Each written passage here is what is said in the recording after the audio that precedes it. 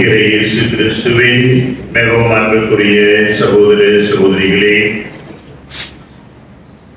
கிறிஸ்து பிறப்பு பெருவிழாவுக்கு இன்னும் ஒரு சில நாட்கள் இருக்கும் என்ற வேளையிலே உங்களுடைய வாழும் பகுதியில் இருக்கின்ற இந்த சிற்றாலயத்தில் நீங்கள் ஒன்று கூடி ஒரு குடும்பமாக நாங்கள் இந்த ஆண்டு கிறிஸ்து பிறப்பு பெருவிழா கொண்டாடப் போகிறோம் என்று பங்கு தந்தை கூறினார்கள். நானும் உங்களோடு இணைந்து இந்த வேளையிலே இருக்க முன் வந்து இருக்கின்றேன். நண்பர்களே, இந்த கிறிஸ்துமஸ் விழா அல்லது கிறிஸ்து பிறப்பை ஒட்டிய நிகழ்ச்சிகள்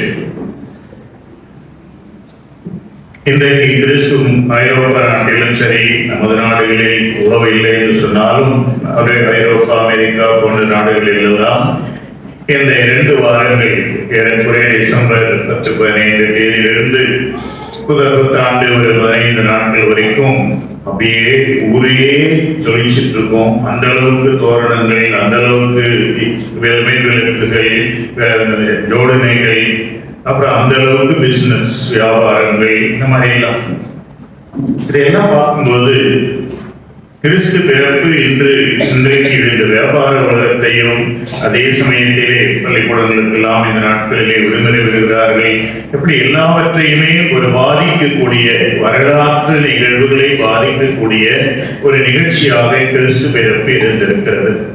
அதை தான் இன்றும் நாம் பார்க்கிறோம். ஆனால் அந்த முதல் கிறிஸ்துமஸ் பெத்லகேமிலே இயேசு பிறந்த அந்த நாளையும், பிறகு அந்த இயேசு வளர்ந்து கொண்டிருந்த அவர்கள் பொதுப்பணி ஆற்ற தொடங்கிய அந்த நாட்கள் வரைக்கும் நினைத்து பாருங்கள். அந்த மாதா சூசியப்பர் 2 பேருக்கு தவிர வேற யாருக்குமே இயேசு யாருன்னு தெரியாது. அவங்க வந்தவங்க எல்லாம் பார்த்தாங்க, போனாங்க, அவ்வளவுதான். அப்போ அவ்வளவு ஒரு வரலாற்றிலே இடம்பெறாத ஒரு நிகழ்ச்சியாக, மக்களால் ஏற்றுக்கொள்ளப்படாத, மக்களால் பாராட்டப்படாத ஒரு நிகழ்ச்சியாக கிறிஸ்துமஸ் இருந்துவிட்டது என்று சொன்னால் அதுக்கு என்ன காரணம்?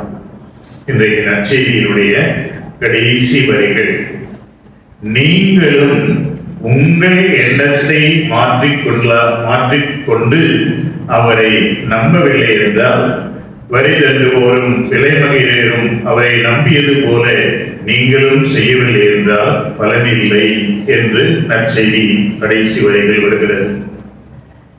இங்கே நடந்த நிகழ்ச்சி ஒரு மிக முக்கியமானது ஒன்று, நம்ம எல்லாரையும் வாழ்க்கையில் தொடரக்கூடிய ஒன்று, நம்ம எல்லாரையும் பாதிக்கக்கூடிய ஒன்று என்று சொன்னால் அங்கு நடந்தது என்ன என்பதை நாம் நம்ப வேண்டும், ஏற்றுக்கொள்ள வேண்டும்.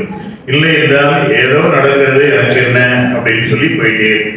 அப்படித்தான் இயேசு பிறந்த போது, இந்த காலகட்டத்திலே அப்படித்தான் எல்லாரும், அவர் பெத்லகேமிலே பிறந்த போதும், நாசரேத்திலே வளர்ந்த போதும் எல்லாருமே நற்செய்தியை நாம் பார்க்கிறேன், இது என்ன தச்சன் மகன் தானே என்று அவர்கள் நம்பாமல், அந்த நடந்த நிகழ்ச்சிகளை நம்பாமல் அவரவர்களுடைய எண்ணங்களை படி அவர் போய்கொண்டே இருந்ததுனாலே இந்த கிறிஸ்துமஸ் நிகழ்வு உலகத்திலே ஒரு பெரிய தாக்கத்தை அந்த காலகட்டத்திலே ஏற்படுத்தவில்லை.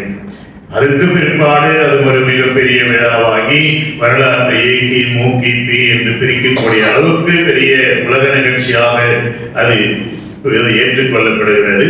ஆனால் அந்த முதல் நாட்களில், முதல் ஆண்டுகளில் அது அவ்வளவு முக்கியத்துவம் பெறவே இல்லை. ஏனென்றால் அவர்களை நம்பவில்லை. ஆனால் இயேசு இன்றைக்கு நமக்கு என்ன சொல்கிறார்? நீங்களும் உங்கள் எண்ணத்தை மாற்றிக்கொண்டால் ஒழிய. ஏனென்றால் நம்ம எல்லாருக்குமே ஒரு எண்ணம் இருக்கிறது. கடவுள் என்றால் இப்படி இருப்பார், இயேசு என்றால் இப்படி இருப்பார், தெய்வம் என்றால் இப்படி இருக்கும், இதெல்லாம் செய்யறதுதான் தெய்வம்.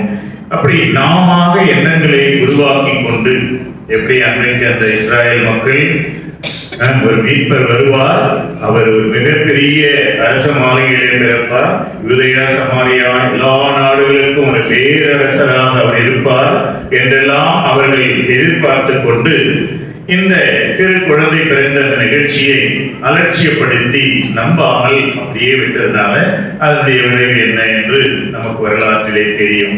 கண்களை மூடி ஒரு நிமிடம் நமது வாழ்வை அலசி பார்ப்போம்.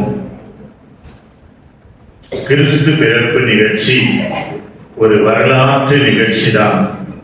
வரலாற்றிலே ஒரு நாள் ஒரு குழந்தை பிறந்தது, அதை யாரும் மறுக்க முடியாது.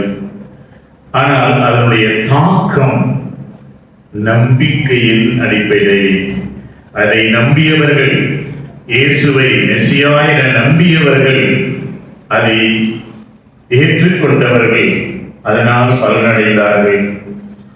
ஆனால் நம்பாமல் அவரை பார்த்துவிட்டு அப்படியே திரும்பி போனவர்கள் பலனடையவில்லை.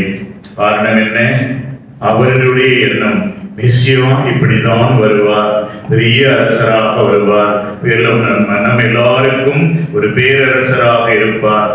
அந்த எண்ணத்தை அவர்களால் மாற்றிக்கொள்ள முடியவில்லை. அதே போல நாம் ஒவ்வொருவரும் கூட நம் தனி வாழ்வை பற்றி, நம்முடைய குடும்ப வாழ்வை பற்றி ஒவ்வொருவரும் ஏதோ ஒரு சில எண்ணங்களை வைத்துக் கொண்டிருப்போம். எனக்கு இதுதான், நான் இப்படி இருந்தாதான் நான் ஏற்றுக்குவேன், இப்படி இருந்தாதான் நான் செயல்படுவேன், இல்லைன்னா என்னால் ஏற்றுக்க முடியாது என்று ஒவ்வொருவரும் ஒரு சில எண்ணங்களை வைத்திருப்போம். இந்த இயேசு என்ன சொல்லுகிறார்? உங்கள் எண்ணங்களை மாற்றிக்கொண்டால் ஒழிய, நீங்கள் நம்பினால் ஒழிய இந்த கிறிஸ்து பிறப்பால் உங்களுக்கு பயன் இருக்க போவதில்லை. என்ன சொல்ல போகிறோம் ஆண்டவரிடம்? ஆம் ஆண்டவரே, நான் நம்புகிறேன், இந்த எளிமையான கோலத்திலே பிறந்ததும் ஒரு வலிமையான கடவுள் என்று நான் நம்புகிறேன், என் எண்ணத்தை மாற்றிக்கொள்கிறேன் என்று சொல்ல போகிறோமா? அல்லது அன்றைக்கு இருந்த அந்த மக்களை போல இவன் என்ன தச்சன் மகன் தானே என்று நாம் ஒதுக்கிவிட்டு போகிறோமா? இயேசு கூறுகிறார், உங்கள் எண்ணங்களை மாற்றிக்கொள்ளுங்கள், அப்போது நீங்கள் வாழ்வு பெறுவீர்கள். நண்பர்களே, உள்ளத்தின் ஆழத்திலே சொல்லுவோம் ஆண்டவரிடம், நான் வாழ்வு பெற வேண்டும். அதற்கு ஒரு வழி, எனக்கென்று நான் வளர்த்து கொண்டிருக்கிற ஒரு சில எண்ணங்களை மாற்றினால்தான், அந்த கிறிஸ்துவின் மீது நம்பிக்கை கொண்டால்தான் நான் வாழ்வு பெற முடியும். என்னென்ன எண்ணங்களை நான் மாற்றிக்கொள்ள வேண்டும் ஆண்டவரே, எனக்கு காட்டும் என்று உள்ளத்திலே கேட்போம். ஒவ்வொருவருக்கும் தனிப்பட்ட விதத்திலே ஒவ்வொரு விதமான யோசனைகள், ஒவ்வொரு விதமான எண்ணங்கள், ஒவ்வொரு விதமான சிந்தனைகள் இருக்கும். அதை மாற்றி இந்த இயேசுவின் சிந்தனைக்கு நாம் வரவில்லை என்றால் நாம் வாழ்வு பெற முடியாது. கிறிஸ்து பிறப்பு என்பது ஒரு சிந்தனை மாற்றம். அங்கு வந்தவர்கள் எல்லாரும் இது என்ன தச்சன் மகன் தானே என்று போனார்கள். ஆனால் அங்கு வந்த இளையரோ அந்த மாற்று எண்ணத்தோடு வந்தார்கள். அங்கு வந்த அந்த 3 அரசர்கள் ஒரு மாற்று எண்ணத்தோடு வந்தார்கள். அதனால் இது மெசியா என்று அவர்கள் அந்த குழந்தையை வணங்கினார்கள். நாம் நம் எண்ணங்களை எப்போது மாற்றிக்கொள்ளப் போகிறோம்? அன்றைக்குத்தான் நமக்கு கிறிஸ்துமஸ் வரும்.